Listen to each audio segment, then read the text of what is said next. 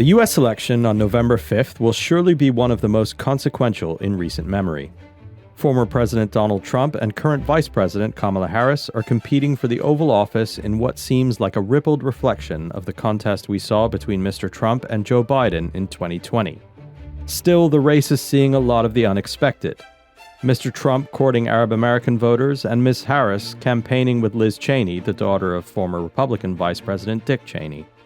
Polls show both candidates grasping at narrow leads and, depending where you look, trading places.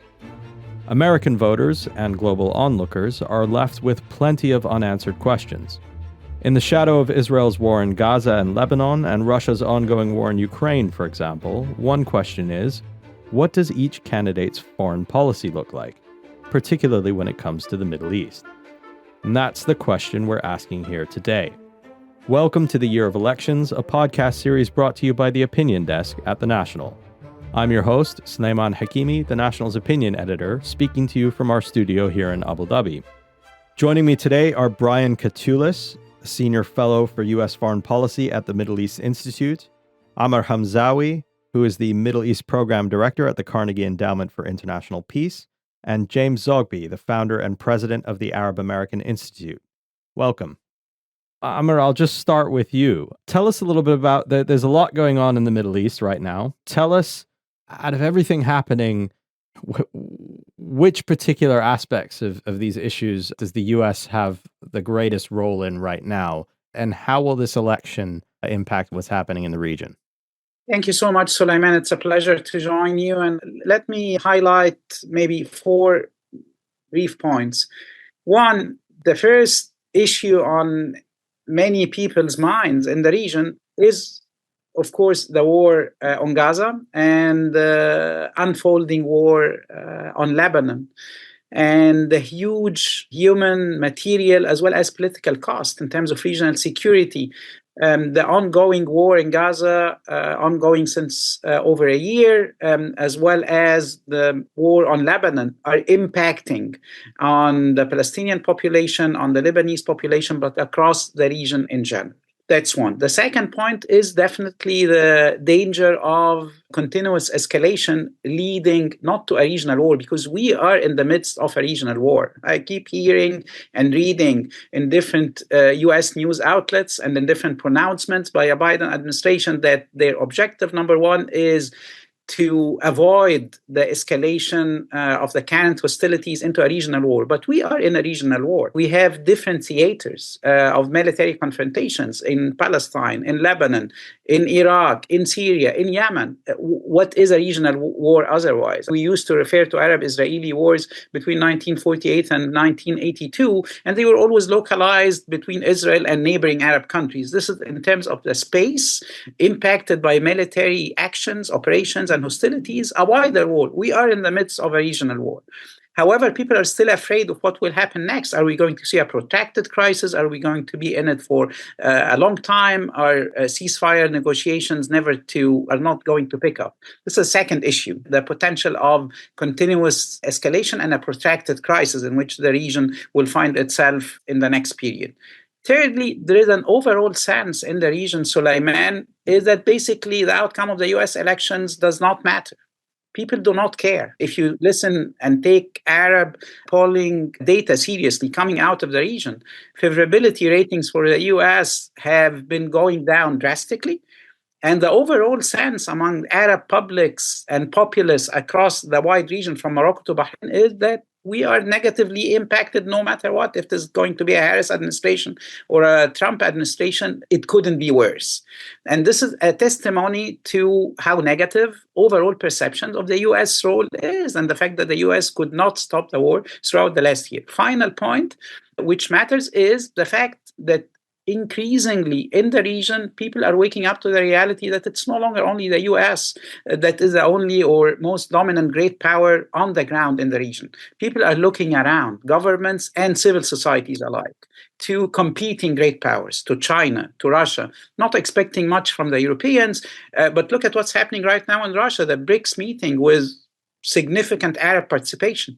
Egypt, the UAE, Saudi Arabia is staying away for its own considerations, but this is no longer a region in which the US is the only dominant great power, and it's on everyone's side. Amr, I just want to follow up with you on that. It's interesting that you said that the region seems not to really feel like the outcome of this election matters in terms of what's happening in the Middle East. It's interesting because I feel like in the past it was very different. Israeli policy, for example, often flows based on who's in the White House and what that person is willing to tolerate. But are you saying that whether it's Kamala Harris or Donald Trump, Israel will continue with free reign, or is it just that they're both inconsequential in different ways?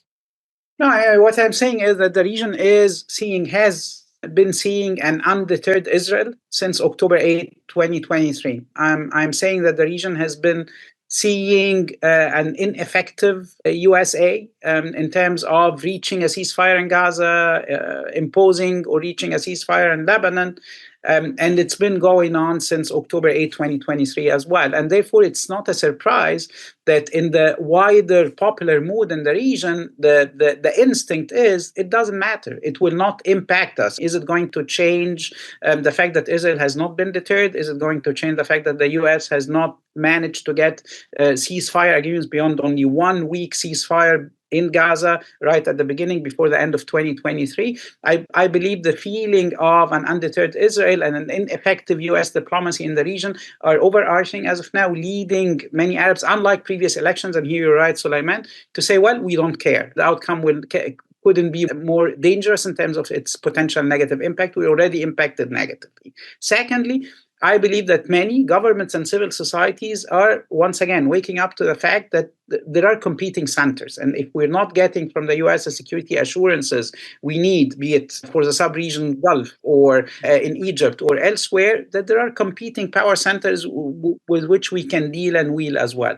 This is in a way a return to the 1950s and 60s mood in the region. And maybe at a later stage I can reflect more on it. Sure. Brian, I just want to move to you for a moment. You focus on U.S. foreign policy at the Middle East Institute. Explain to us for a moment what is happening with U.S. foreign policy with respect to Israel's war, because you could say, as Amr just said, that U.S. Diplomacy is entirely ineffective, or perhaps there is a coherent foreign policy, and maybe what's happening is happening because the U.S. is intentionally allowing it to happen. How do you read that situation? I think I could describe the Biden approach to the Middle East and to this particular war, or wars, as it were, in 2 words: strategic drift, which is actually also the title of my most recent assessment of how the Biden team has approached this, including Secretary Blinken's 11th trip to the region. Your question of whether this is intentional or not, I think most certainly their top goal has been Israel's defense and its goal of trying to eliminate Hamas. Now, they do state other goals, including hostage release, ceasefire, preventing a regional war. They even, from time to time, talk about the need for greater civilian protection or humanitarian aid in Gaza and now Lebanon. But the reality is that they deprioritize those other issues. I don't think they're insincere. It's just that they've prioritized, as U.S. policy has for decades, Israel's right of self-defense. It hasn't really pressed the Israeli government on a clear plan on how this is going to end. It hasn't really, in my view, engaged its closest Arab partners in the region who want to see something different, including a state of Palestine. And they also don't want to see a war with Iran.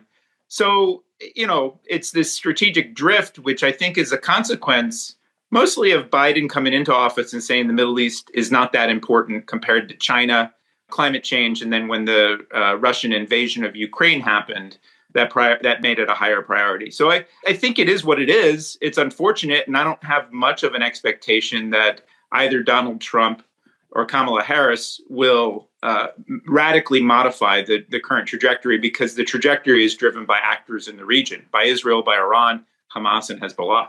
Sure. And I'll come back to Harris and Trump more specifically. But Jim, I just want to pick up on something Brian just said, which is that the Biden administration came into office kind of deprioritizing the Middle East as not being that important. Now, you run the Arab American Institute, but you're also very active in the polling space, public opinion. If the Middle East has not been that important as a priority in U.S. foreign policy. Do you think since this war started, that has changed both in terms of the White House's priorities, but also in the American public consciousness? Clearly, in the American public consciousness, there's a dramatic shift. I've seen polls done by those who want to make the case that it's not important. People like Mark Penn and the like, saying it's only a priority for 5% of the American public. 5% is a big number, especially when you look at the sub-demographics of which groups it is really important for. We've done polling on it, and we've asked how important it is, and we get 5 to 7% as well. But then when we say, separate question, how important will Gaza be in determining your vote? The number goes up to 17%. And for Democrats, it's much higher than it is for Republicans. And again, it's the subgroups that matter. It's young people, it's non-white voters, Black, Latino, Asian, and it makes a difference. It actually can add up to as much as 15% for young Black voters, as much as 20% for young Asian voters. These are demographics that Democrats can't afford to lose, but are at risk of losing right now. And when you talk about Arab American voters, the issue looms very large. And in some key states, this could be decisive. I don't think that has penetrated into the political world, except you get the rather flippant Donald Trump, I'll make peace and whatever with nothing to back it up. But I don't think that the political consultant class on the Democratic side have quite figured it out. They are as clueless about the electorate today as the foreign policy class, or blob, as Ben Rhodes calls them, are clueless about the nature of the world today and its changing dynamic that I think Amr has described really quite well.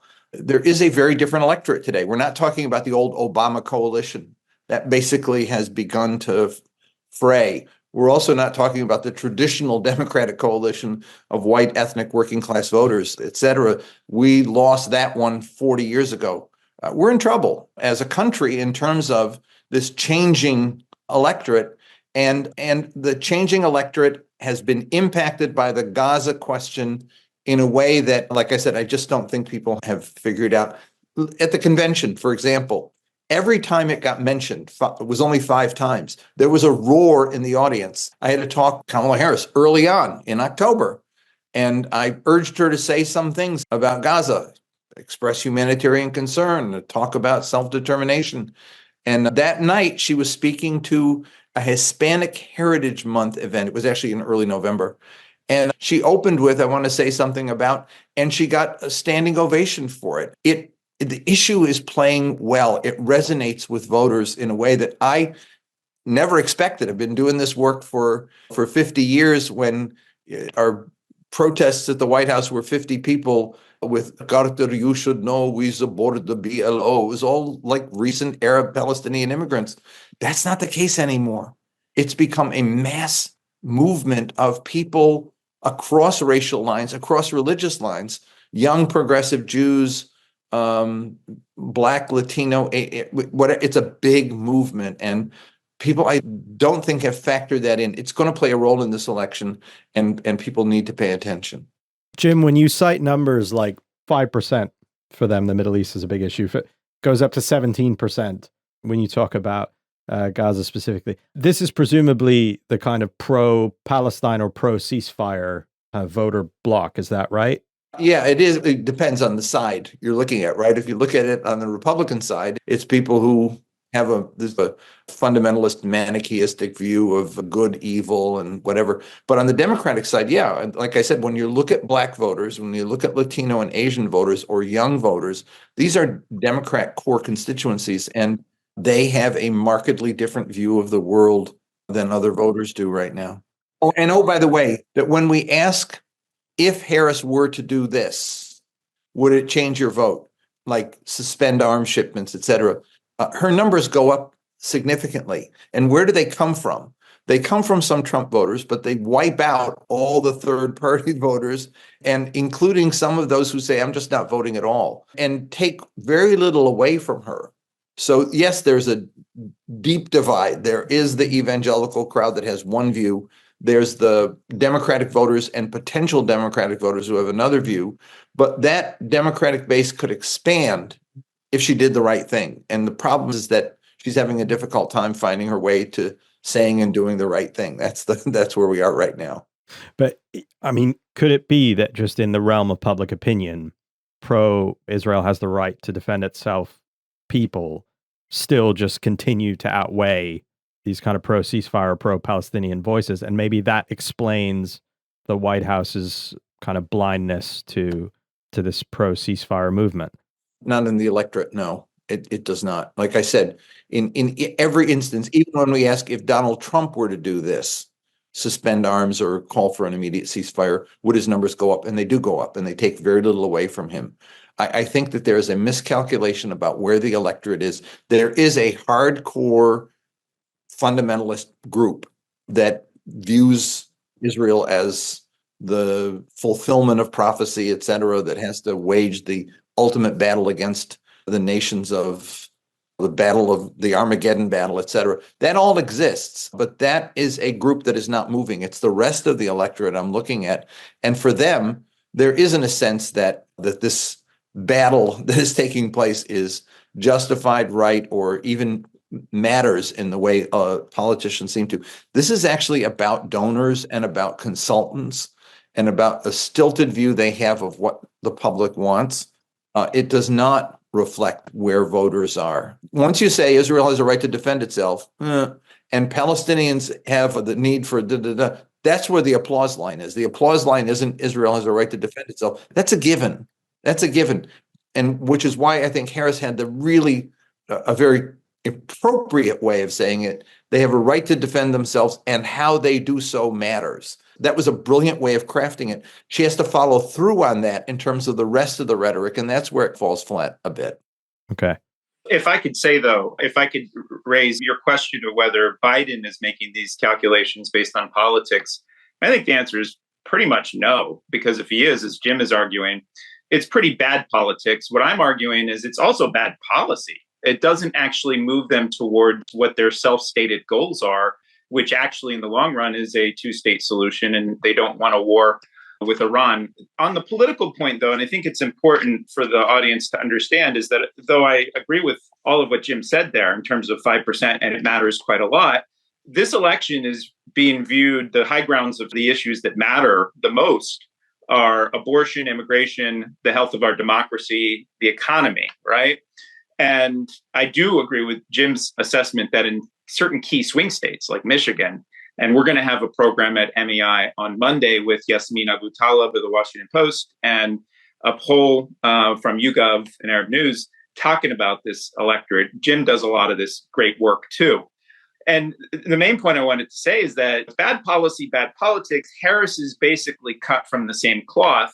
And it doesn't seem to me that she's listened to voices like Jim's all that much if she's campaigning in swing states with Liz Cheney, right?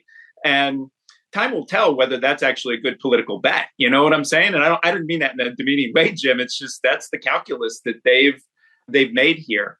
Now, the other thing I'd say, why I just don't think in my engagements when they listen to me at the Biden White House, because I've been increasingly constructively critical, I hope, about their policies, is that I think they're just tone deaf on these things. They basically have allowed America to be in a reactive crisis management tactical posture in which Israel, Iran, Hezbollah, Hamas basically run the plays, and we're responding to those plays. That's how I read Blinken's 11 trips to the region.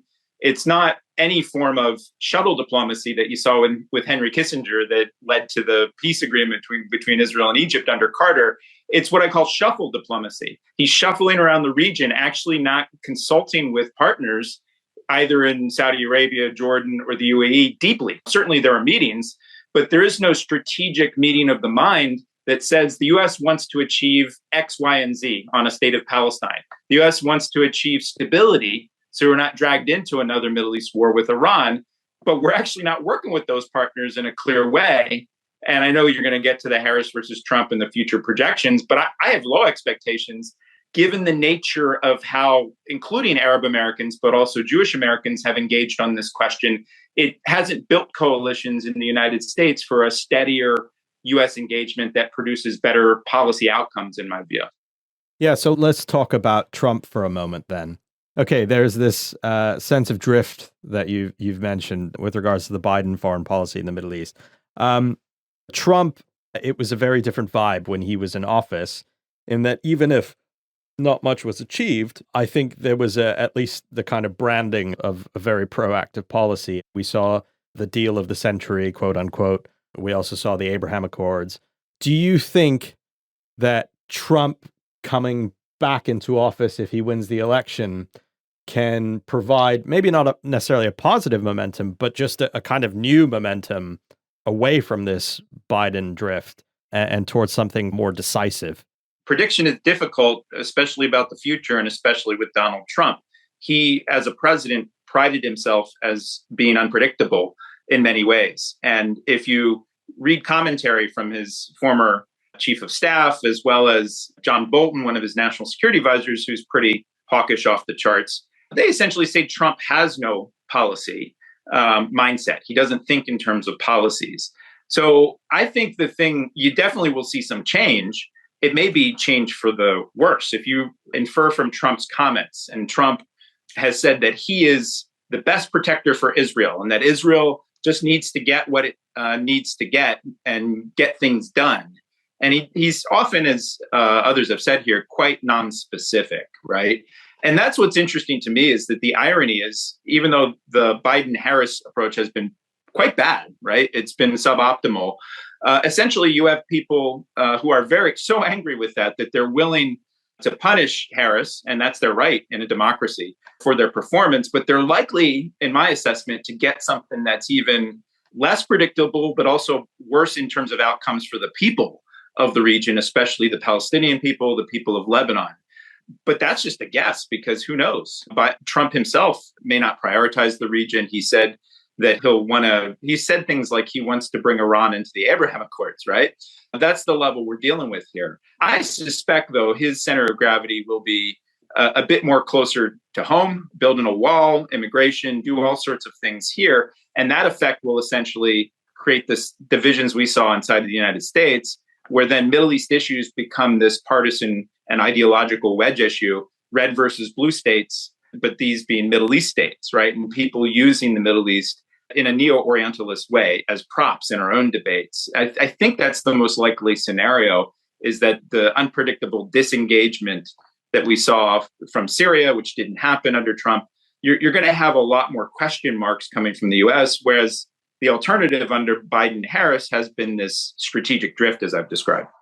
Okay, Amr, I want to come back to what you said at the beginning. Brian just said that it might be consequential in a negative way for the people of the region if Trump gets elected. But you started this conversation by saying, actually, at the point things are so bad that there may not be very much consequence at all. And the region is kind of shifting, at least in terms of its search for diplomatic solutions, away from the US. I mean, the region doesn't seem to be finding much right now in terms of diplomatic solutions. Do you think that it can really find that momentum without American help by going to other great powers or even looking inward for solutions? Or does a solution to this crisis ultimately hinge one way or another on America summoning some leverage? Yes, it's not a zero-sum game, Sulaiman. When you look at it, I believe, analytically speaking, and instead of losing our way in too many details, and details have been overwhelming for many in the region, as well as in the US, as far as the Middle East and its ongoing wars since October 7, 2023 are concerned. Instead of losing our analytical prism in details, let's try to look at some of the key structural features of the big game around the region, geostrategic game around the region. One, the US continues to be the strongest great power in terms of its military presence in the region, in terms of its diplomatic assets. However, the US has been seeing increasing competition by China economically, in terms of trade relations, as well as in terms of diplomatic mediation. Now, one of the key conflicts in the region which found a way into conflict management, prevention, settlement is Yemen. And the mediation between the Saudis and the Iranians, who have been backing the Houthis in Yemen, happened via Chinese diplomacy, due to Chinese diplomatic efforts. It is China which mediated the one and only successful conflict management agreement. I wouldn't say more than conflict management, because the conflict is not gone completely yet. But it's a Chinese effort. It's not an American effort. It's not a European effort, and it's not a Russian effort. So the U.S., while it continues to be militarily, diplomatically, the strongest great power in the region, in the Middle East and North Africa, it's no longer the only great power operating. This is geostrategically a different picture than the one which emerged right after the collapse of the Soviet Union, and which was basically the hope of the hoax in different administrations here in the US, especially after the invasion of Iraq in 2003. This is a completely and structurally different picture. Now, does it mean that you can discard the US? No. What it means is a return to the 1950s and 1960s, in which back then different Middle Eastern countries were operating well knowing that there is not only one address to go to seek security assurances, or to seek regional stabilization pacts, or to seek even arms sales. Now look at the picture with regard to arms sales. Do you believe that it's only the US which is selling arms to the region? No. Russia is selling arms to the region. China is selling arms to the region. China has its first and only military base in Djibouti, Horn of Africa, the southern entry point of the Red Sea. This is in close proximity to the region. So I'm saying, one, let's take it as it is. These are geostrategic changes unfolding on the ground. They do not mean that the US is becoming not a relevant actor, but they only mean that the US is no longer the only actor on the ground in the region.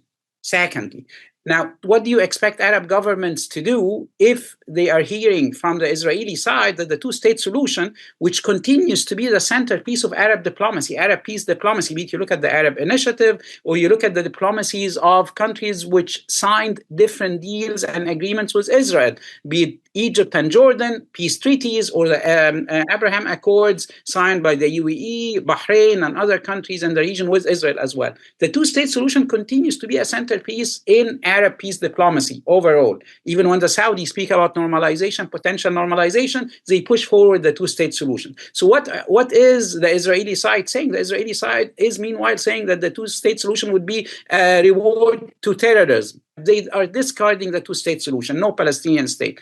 What is the U.S. administration, what is the Biden administration has been saying, has been ineffectively speaking about the two-state solution without figuring out even a way to get to a ceasefire. Now leave Palestine aside, look at Lebanon. Arabs are saying respect the territorial integrity and the sovereignty of the Lebanese state. The envoy of the Biden administration was recently speaking about a 1701 plus. What does the plus mean? The plus means eating away more territory from Lebanon. These are worrying issues, and if the new administration continues to discard Arab considerations, Arab concerns, national security in concerns in Egypt and Jordan, in Lebanon, and wider regional security and regional stability concerns in the Gulf and elsewhere, I believe we're getting nowhere. Final point. And I really appreciate Jim's reference to the mood, to the swinging mood in the electorate in general. And I believe it's extremely misleading to continue to see the Palestinian issue or the Arab-Israeli conflict as for what it was 10 years ago or 20 years ago or back in the 1960s and 1970s. This has found its way into wider debating about rights and freedoms. This is about a right-based agenda to foreign policy. Are we recognizing the right to self-determination or not? Are we recognizing basic human rights or not? This is no longer only an issue of settling a troubled region and finding a way of stabilizing it. This is about a right-based approach. And at the core of the right-based approach is to grant Palestinians what is their right to self-determination, what is their basic human right to live in dignity, and to get rid of illegal settlements. And I believe to continue to see it as only a foreign policy challenge does not do justice to the fact that it has come to be part of the domestic debate in the US about rights and freedoms. Great, Jim. I just want to ask you one final question, which is picking up on what Amr said. The issue now, you could say, of Palestine and Palestinian rights has teeth among the U.S. electorate. But at the same time, causes come and go, and we're in an election year, and so everything sometimes feels a little bit distorted during election years. Do you think there's longevity to that pattern? Is a whole generation of Americans really permanently awake to the rights of Palestinians? And is this going to be an electoral issue going forward in US election cycles? Or do you think this is a kind of a one-off phenomenon? I'm going to answer that. I also want to comment on something that Amr and Brian have both, I think, quite beautifully laid out in terms of the changing dynamics in the region and the world. With regard to your question, though, Suleiman, my brother wrote a book in 2008 called The Way We'll Be, The Transformation of the American Dream. And he created a group of demographic cohorts and the different worldview that they had. He called the group at the time that was 18 to 24 the first globals. That group is now 44 in their 40s. And yet we find in the polling that it's consistent, that changing understanding of the world has been consistent with that younger cohort. And it has to do with a lot of factors, one of which, of course, is social media. They see the world in a way that older cohorts don't. At the time that John wrote the book, he noted that not only did they have a broader vision of the world, not only could they do better in finding places on the map that older folks couldn't find, but they actually saw the world and felt the world. They knew about Bosnia. They knew about Sudan and Darfur. They knew about places in the world that older folks basically thought there's Europe, there's America, and then there's all those other people out there. That's not the case with younger people. They know about the Uyghurs, they know about the Rohingya, they know about Palestinians. The movements that began sometime during the later part of the Obama administration, the crossover of all these issues, as Amr was talking about, rights-based, compassion for others here and abroad, affected an entire generation of people. They were with the women's movement. They were with the Black Lives Matter movement. They were trying to stop guns, and they have now embraced Palestine. They oppose the Muslim ban. It's the same people. It's a coherent vision of an emergent view of the world and of America. And I would say, Suleiman, it's not just rights-based. It's deeper than that in a way. It's not a question of international law. They don't look at it as an abstraction. They look at bombs falling and burning up children and say, this is wrong. I don't want to be identified with that. And they feel it rather deeply. Sometimes I get surprised with how deeply they feel it. So I think that there is a changing dynamic with this age cohort that hasn't diminished in time. That 18 to 24, the difference between their views in 2008 and today as they're now older has not changed that much. They brought their views with them about the world and about the issues of feeling the pain of others in the world. And I think that's why I have some hope about Kamala Harris as opposed to Joe Biden. He, of course, grew up in the Cold War. He was mentored by Scoop Jackson, the office that incubated the neoconservative movement, Democrats who ultimately drifted over to Reagan. Biden didn't drift to Reagan, but there's very little difference in his worldview than that neoconservative movement, the sense of good versus evil, the sense of the ultimate battle, that we are the beacon, the city on the hill, and all of that. Hear him talk about Ukraine, hear him talk about Israel, and you'd think you're listening to Ronald Reagan. Not much difference. Kamala Harris is of a different generation. She's also a woman and a woman of color. And while I think that during the campaign you can hear her stumbling with advisors saying, say this and don't say that and think this way, and it comes out like word salad. That is not her instinct. My motto, if I were working on that campaign, would be let Kamala be Kamala. Let her speak authentically about who she is.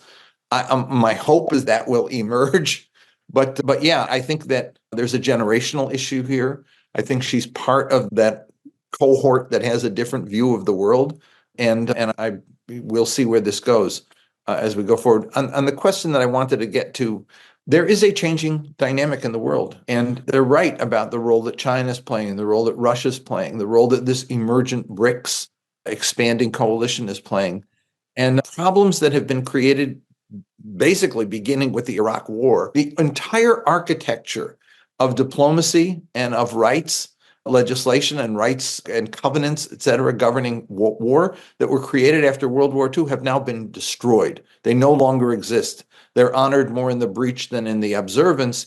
And so what you have is in this breakdown of US-led diplomacy that was where we were at the end of the Cold War, and it lasted for a decade or so, is now in shambles. And what is happening is that while we still think one way, the region has come to different conclusions. And they're actually moving to create new relationships. And I think Amar's right about the role that China has played, and even to some extent the role that Russia plays, despite their Ukraine. I think America was startled that after Ukraine and after the president's exhortation to the world about joining, that the Gulf states still were relating to Russia in a way that the U.S. didn't want them to.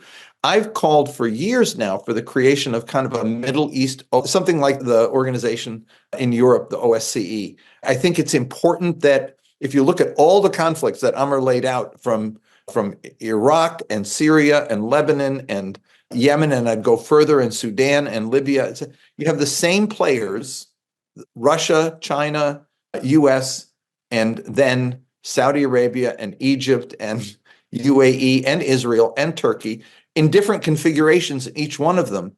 And you can't play whack-a-mole by we're going to deal with this one, we're going to deal with that one. I think they have to be dealt with coherently and collectively. It can't happen that the U.S. takes the lead in solving it. The way is emerging now is that the region is doing it from the bottom up. When the GCC ministers meet with Iran, they're making a statement that we got to figure out a way to coexist and solve problems internally because no one's going to do them for us. And I think that I look forward to a more aggressive approach from countries in the region taking this into their own hands and not favoring China against the US, but saying everyone's got their place in this mix and we're going to ensure that there be stability here. And maybe we'll invite you in to help work this out, but you can't be the architect of this because you've destroyed the architecture. I think that there's a need for some new thinking here, and it certainly isn't coming from within the traditional foreign policy establishment in the US. I think that's probably right, and we're coming right up against our hard stop, so I'm going to leave it there. But thank you all so much for joining us. I thought that was a really good discussion. That's it for today at the Year of Elections. We'll continue to cover the U.S. presidential race in the next few episodes as well. Make sure to subscribe to get all the latest as soon as they're out. This episode was produced by Yasmin Attaji and Doa Farid, and audio engineered by Arthur Edison. And I've been your host, Sulaiman Hakimi.